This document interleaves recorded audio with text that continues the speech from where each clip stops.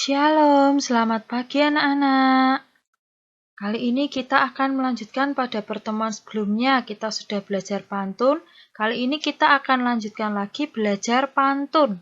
Kalau kemarin kalian belajar pantunnya berdasarkan isinya dan juga ciri-ciri pantun, sekarang kita akan belajar pantun, jenis-jenis pantun berdasarkan usia.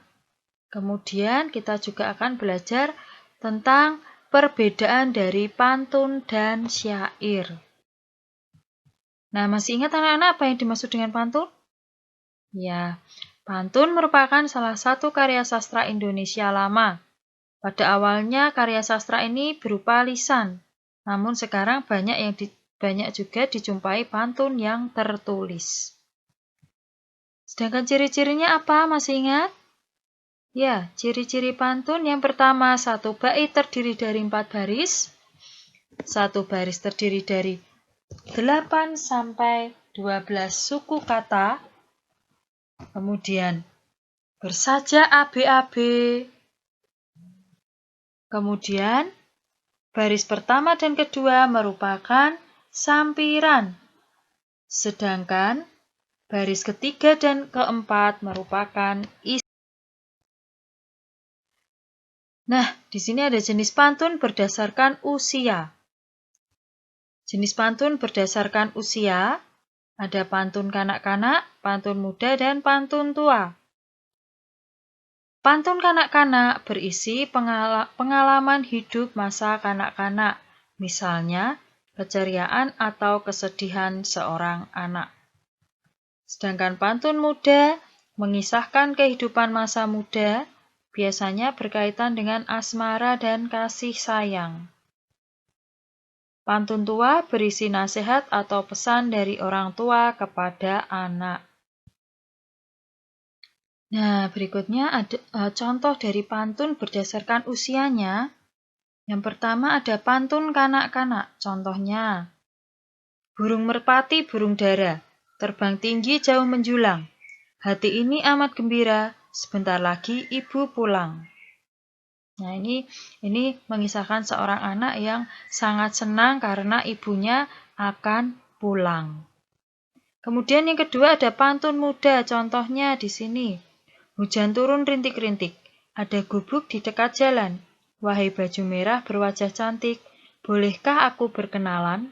Nah, itu menggambarkan seseorang yang ingin berkenalan dengan lawan jenisnya ya, tentang pantun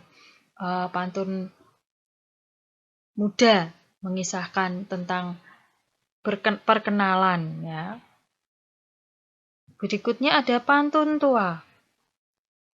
Enak benar tinggal di Batu Jajar, segar udaranya, indah dan permai. Anak sekolah rajinlah belajar agar cita-citanya kelak tercapai. Nah, ini pantun tua itu berisi tentang pantun nasihat dari orang tua kepada anak cucunya.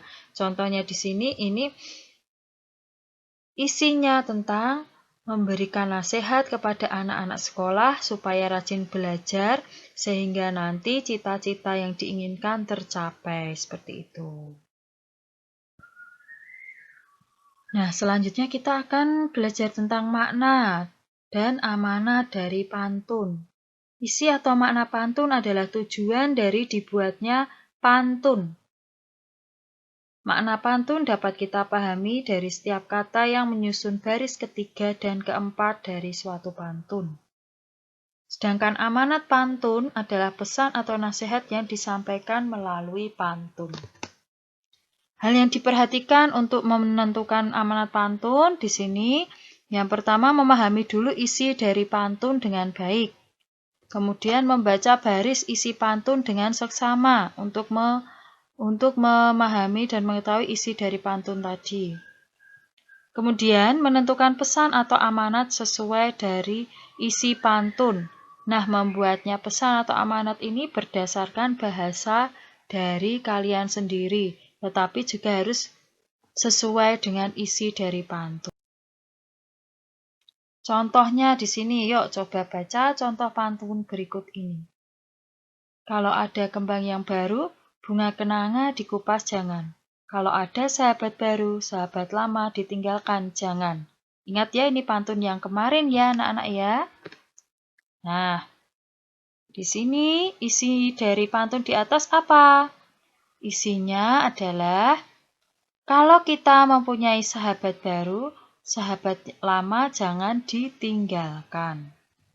Sedangkan amanat dari pantun di sini adalah kita tidak boleh meninggalkan sahabat lama jika kita punya sahabat baru.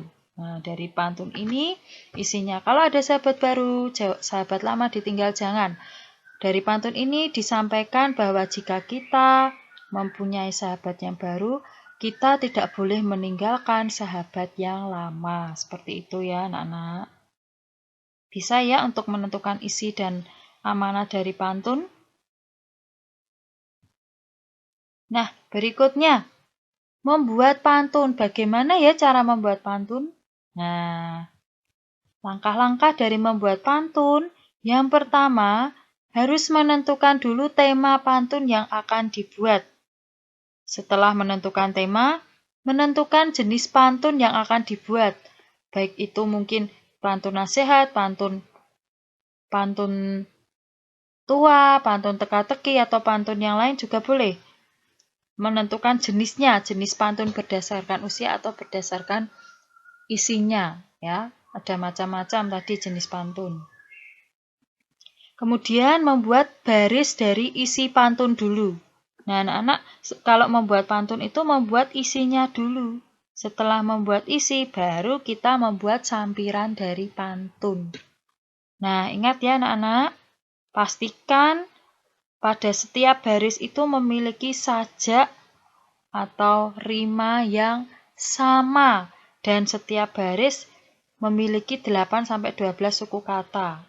Nah, di sini rima baris pertama sama dengan baris ketiga. Sedangkan rima atau sajak dari baris kedua sama dengan baris keempat. Nah, berikutnya ada berbalas pantun. Kegiatan berpantun itu dapat dilakukan juga secara berpasangan. Misalnya, kamu membacakan pantun teka-teki, kemudian temanmu membacakan pantun balasan untuk menjawab teka-tekimu. Nah, kegiatan seperti itu disebut dengan berbalas pantun. Berbalas pantun dapat dilakukan jika topik atau tema pantun sama. Contohnya misalkan, pantun tentang kesehatan. Nah, berarti nanti topiknya kesehatan. Berbalas pantun antara satu orang dengan orang yang lain harus sama ya, harus membalasnya dengan tema yang sama, tema atau topik yang sama. Nah, contohnya nih, simaklah contoh pantun berbalas berikut ini ya. Pulang kampung halaman, mampir sebentar di kota Sragen. Coba terka, wahai teman, sel darah apa yang mengangkut oksigen? Nah, kemudian dijawab sama temannya pakai pantun jawabnya. Pulang kampung ke Majalengka. Sudah pasti beli oleh-olehnya. Kalau boleh coba ku terka, sel darah merah itu jawabannya. Nah, ini sajaknya AB-AB. Kenapa? Di situ K dengan K, nya dengan nya. Nah, suku kata terakhir kalau kalian baca. Oke. Ada juga, simak contoh pantun berbalas berikut. Bersepeda keliling taman, panasnya menyat kulit, badan perlu digerakkan agar tubuh tidak mudah sakit. Dibalas dengan temannya, burung nuri burung gagak, bebas terbang di udara. Baiklah kawan, mari bergerak, bersepeda riang gembira. Nah, itu anak-anak. Jadi masih ada kaitannya ya, masih sama topiknya. Kalau di sini topiknya tentang bersepeda untuk badan perlu digerakkan untuk badan tetap sehat dan tidak mudah sakit. Nah, yang satunya cara menggerakkan badan dengan bersepeda riang gembira itu masih nyambung ya, pantun berbalas. Nah, berikutnya ada pantun dan syair. Pantun dan syair ini merupakan sama-sama karya sastra puisi lama. Pantun memiliki ciri yang berbeda dengan karya sastra lainnya. Salah satu karya sastra yang memiliki ciri-ciri hampir sama dengan pantun itu adalah syair, di mana syair adalah karya sastra yang bersifat menasehati atau menceritakan. Persamaan dari pantun dan syair, pantun dan syair merupakan sama-sama bentuk puisi lama, di mana satu bait terdiri dari 4 baris. Tiap baris juga terdiri dari 8 sampai 12 suku kata, terikat dengan irama sajak. Nah, ada sajaknya. Sedangkan perbedaannya pantun dengan syair di sini, untuk pantun sajaknya ABAB, sedangkan syair bersajak AAAA. Isi dari pantun terdapat pada baris ketiga dan keempat, sedangkan syair semua baris merupakan isi. Pantun bermakna gurauan, nasihat, atau sindiran. Tetapi di sini untuk syair bermakna nasihat atau cerita. Di mana di sini syair dalam satu bait terdiri dari 4 baris, di mana 4 baris tersebut merupakan isi semua. Nah, begitu anak-anak. Bisa ya anak-anak ya? Ya, pastinya bisa ya. Supaya lebih jelas lagi, kalian bisa mencoba mengerjakan latihan soal dari buku paket Bahasa Indonesia. Yang pertama, kalian kerjakan dulu halaman 78. Jika sudah selesai, mengerjakan halaman 79 dan 80. Kemudian nanti kita bahas. Setelah kita bahas, kita lanjutkan mengerjakan halaman 84 dan 85.